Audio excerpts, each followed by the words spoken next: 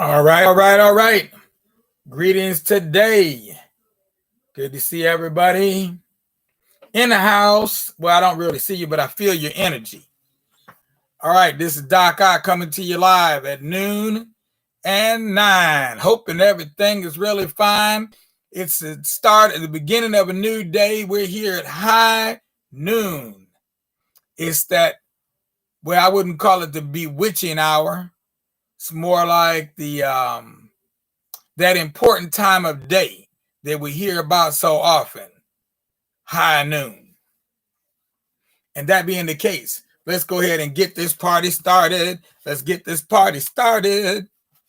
Reading our proverb of the day.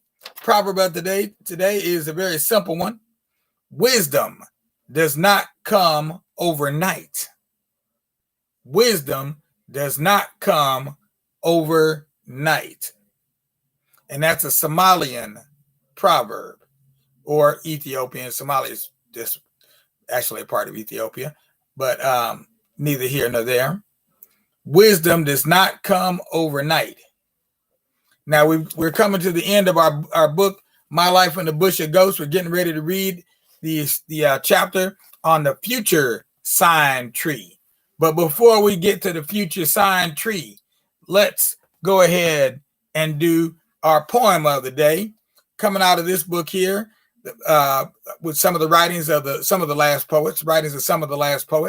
This one is called Vibes of the Scribes. Vibes of the Scribes. This one is by, let's see, who is this one by? Make sure I don't misquote. Yeah, Suleiman El Hadi. And it's called This Is Your Life. This is your life. See, make sure I got enough light on this to read it. You have nothing to say, just hear and obey, just silently playing your roles while others decide whether you live or die. And mad men man the controls. It's a quarter to the hour and the superpowers are standing toe to toe. They are talking slick and moving quick and whole things about to blow. They are acting tough and calling our bluff while human masses cringe in fear, knowing one mistake could seal their fate and they might not see another year. They are viewing the world like a giant pearl to be split down the middle, but the ultimate goal is total control, and that presents a riddle. It's beneath the ground that treasures are found and humanity is in the way. So all the rest are pawns at best in this deadly game of chess they play. They are in a race to conquer space and build an artificial planet, but will the prize be our demise for taking things for granted? They ought to be alarmed at the nuclear arms that they are putting into place. We've got to save our behinds by using our minds and staying on the case. There'll be no time to dash when you see the flash. It's going to come all of a sudden. So just close your eyes and realize that some fool done pushed the button. And that mushroom cloud hanging like a shroud and the atmosphere all aflame. Not even time to pray on this awful day, and nobody left to blame. There'll be no property harm with the neutron bomb and not very much devastation. But what worries me is if there'll be any future generation. So tell me why stand idly by, lost in song and laughter, when the next day you see in reality just might be the morning after. You have nothing to say, just hear and obey, just silently playing your roles while others decide whether you live or die, and madmen man the controls. They could at least make a bid for peace before they get down to the wire. They could avoid a fight, reduce military might, if peace is what they desire. But if they don't try, we all must die along with the earth. And if that's the deal, let's be for real. What would it all be worth? The trillions they waste on developing space could be better spent on the poor. We have plenty to give, and we deserve to live like the generations gone before. So what's it going to be for you and for me when robots are ruling the land? And the latest craze will be to slave for some computerized Superman. It's part of a dream, a diabolical scheme to develop a mechanical race, hatching robot babes from mechanical eggs and designing them to take our place. So we'd better not wait until it's too late to try and stop this final war, because if we don't succeed, there will be no need, since we won't exist anymore. So don't be deceived, and please don't believe if you can survive a nuclear blast, because once it lifts, why, then that's it. You are something of the past. And in some distant clime, in some distant time, from some other galaxy, they will survey the poles of the gaping hole where this planet used to be. So that's the threat. The stage is set. The countdown has begun. Maybe we'll see the benefits in some future life to come. Well, there was a sign for the times. What can I say? All right, moving right along as you ruminate on that for a little bit. The future sign tree. Well, as you may recall, in the last chapter, he had this dilemma to solve about helping a television-handed ghost to become healed. She had sores all over her body with pus oozing out and maggots all down in it. Yeah, it was nasty. So now she's helped him return to where his adventure began, at the future sign tree. So that's where we be, at that future sign tree. Let me see if I can get this black. Get on black there. Boom. There we go. All right. So as I simply found myself under this fruit tree, I stopped there for more than half an hour, because everything had been changed as before I left them. Of course, I believed that the fruit tree is near my town. Otherwise, I should not know at all that I'm near my town. But as I stood under this fruit tree, thinking with doubtful mind that this fruit tree is marked as a future sign, before I entered the bush, there I saw the two strong of both my arms at my back unexpectedly. And without hesitation, they tied me with rope, and then one of them put me on his head, and both kept going inside the bush at the same time. They were slave traders, because the slave trade was then still existing. After some days, they reached their town, which is foreign to mine. So having taken me to their town, I was again sold to a man who took me to his town. But as there was no other transport to carry loads more than by head as nowadays, so I was carrying heavy loads, which 3 men could not carry at a time, to long distances, which I would travel for 10 days with many other slaves. But as my body was full of sores, so it was debarring my boss getting loads from those who were giving him the job. For this reason, he started to wash the sore of my body with a sponge and sand. Perhaps it would be healed, and also flogging me severely if I cry or shake while he was washing the sore. Having done this every day for 1 month, and when it was not healed, then he sold me again to another man who took me to the slave market, because I was not useful for any purpose in respect of the sore. Having reached the market, he chained me to a tree together with the other slaves that we met there. All of us were in a straight line, but within 4 hours, all the rest slaves had been sold, and nobody buys me because of the sores.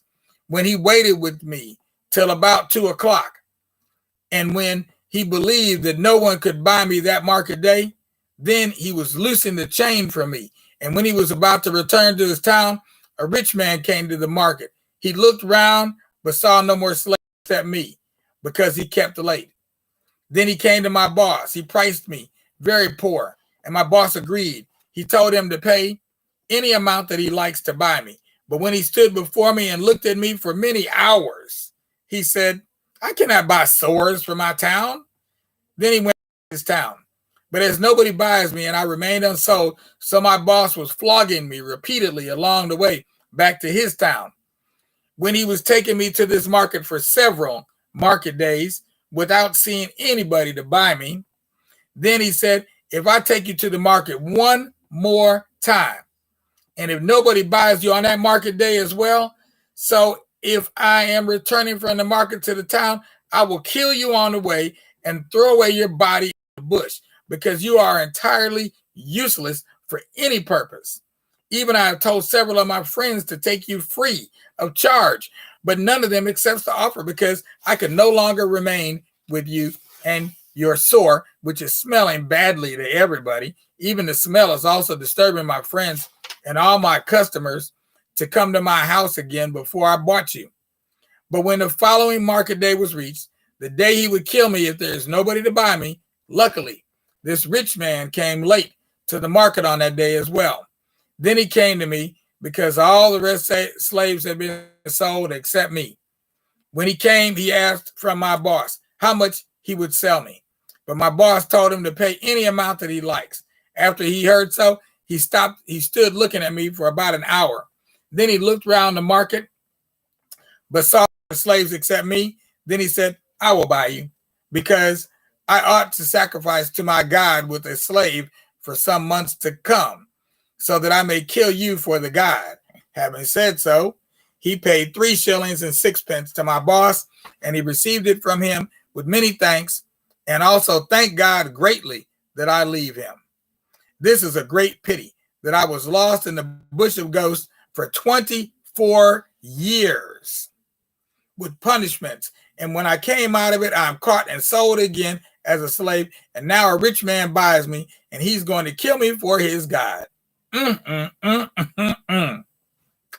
This is what I said before I was following him, and his follower who followed him to the market was pushing me along the road to the town, not knowing that this rich man is my brother, who left me on the road and ran away before I entered the bush of ghosts.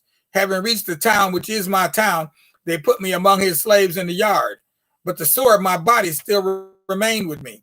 So I was living and working with the rest slaves. But as this slave yard was far from his house, he was only coming there occasionally to inspect us.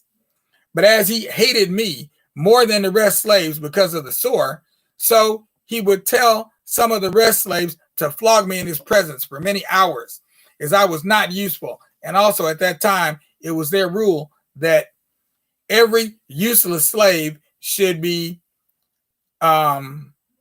severely beaten every day, because every slave buyer recognized slaves as non-living creatures. Of course, I believed that I am in my town, and my mother with my brother or my family are there also, but I did not know them again, and they did not know me as well.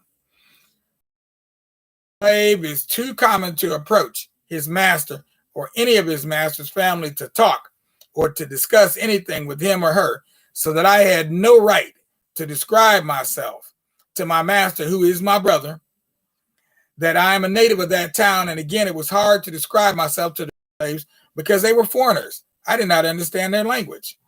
But one day, when my mind was at rest, my brother, who is our master, came to inspect us in the yard. As he was talking to us, I listened to his voice well, and it was the same as before we left each other. Again, I looked at his forehead carefully, which had a small scar before I left him, and this scar was there as well. So through these two signs, I believed that he is my brother, but still I was unable to talk to him at all. Otherwise, he would order the rest slaves to kill me on the spot without hesitation. One day, when I thought over that I am in my hometown, but I could not see my family, even I am a slave too in my town. So after a while, I remembered the song which my brother and I were singing when we were eating the 2 slices of cooked yam, which our mother left for us before she went to the market on the very day that we left each other. Then I was singing this song and mentioning his name in the song several times. But as his name was mentioned, so whenever his wives were hearing the name, they would be flogging me. And I did not understand what they were flogging me for. And as I was singing this sorrowful song every day, so one day they reported me to him that your slave who has sores on the body is mentioning your name whenever he's singing a kind of sorrowful song. Hence, all the slaves are strictly banned to mention their master's name. Having heard so, he told them to go and bring me before him. When I reached there and stood before him, all my body was shaking and my voice was also trembling, because if a slave is selected from many slaves like this, no doubt he's going to be killed for a god. Then he told me to repeat that I'm singing in the yard so that he may hear it. His aim was to kill me on the same spot if I mention his name. But I started to sing this song, and before I reached the part that his name should be mentioned, he had remembered how we left ourselves on the road under the fruit tree. So at the same moment, he shouted with gladness and jumped towards me. After that, he told all his wives that I am his brother who had been lost 24 years ago. Then the second thing he did, he told his orderlies to wash me.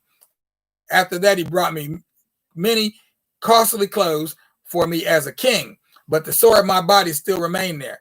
After this, his wives gave me food with drinks. Then he sent for our mother and all his friends as well. And there we have it. He finally arrives back at his town and is reunited with his family.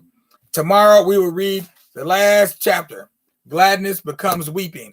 Meanwhile, don't forget, we do have some items for sale on eBay. Check eBay. Keep checking eBay to look for new items. Make sure to sign up so you get notifications. We have this book here right now up there, What is Juneteenth? And we also have one called Justifiable Genocide in Ohio. So check both of those books out. Good reads. Just two out of a number of titles that we have been producing here over the years. So check out. This is Doc Ock at noon and 9. I'm doing the quick sign out today. Please don't forget to go ahead and subscribe below. And